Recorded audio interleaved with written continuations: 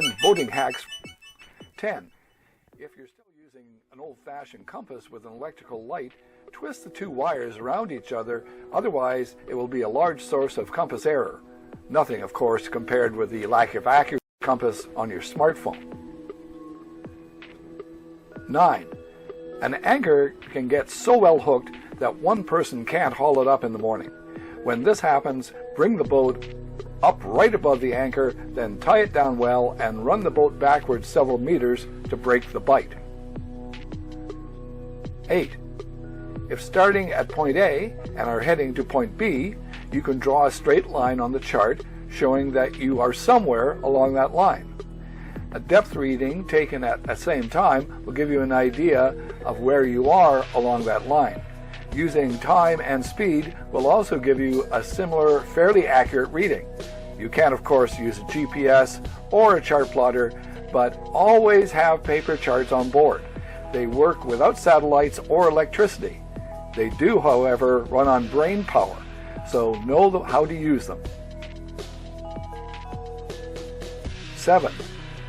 Pride comes before a fall, and overconfidence has led an experienced navigator into a mayday call. Never use just one source for navigation. 6. Rubbing and abrasion are a rope's worst enemies. Put some plastic tubing over the line at pressure points to protect it. When at anchor, for considerable periods, freshen the nip or play out some of the line to bring the chafe on the line to another place. 5. When single-handing, set up the anchor in the cockpit well ahead of dropping. Lead the line aft on the deck, making sure there is nothing on the deck to foul it, and bring it into the cockpit. When ready, drop the anchor on the weather side from the cockpit. Bob's your uncle. It works for me, although I have had a few laughs from other sailors from time to time. 4. I love ranges.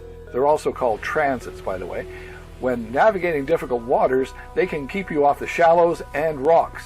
They work on the concept of a rangefinder, with the top range being further away from that of the bottom. Line them both up and you are well inside the channel. 3. When running a difficult channel or canal on a windy day, favor the windward side of the channel. If you do run aground, it will be a heck of a lot easier to get off if the wind is helping you rather than pushing your boat on shore. 2. A captain and crew are always on call to do difficult and often physically difficult tasks in a situation that everyone must wear their PFDs and a harness when necessary, and never ever sail while you are impaired by drugs or alcohol. You need to know that when you make a decision, your judgment is not clouded. If a crew member is injured or worse, you need to be able to live with your decision. Wait till you get back to the dock or at anchor to enjoy that bevy or spliff. And now, number 1. To handle your boat well, you must know it well.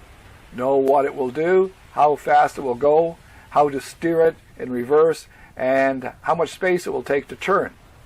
Even how much the boat drifts in heavy winds and currents is very important. This knowledge comes from experience and practice and not from a book. Get out there and sail, damn it! If you like this video, please subscribe. I publish a new video about every month, so it's not much of a commitment. Give it a thumbs up and forward it to your sailing buddies. Did we miss something? Let us know in the comments below. Thank you for watching.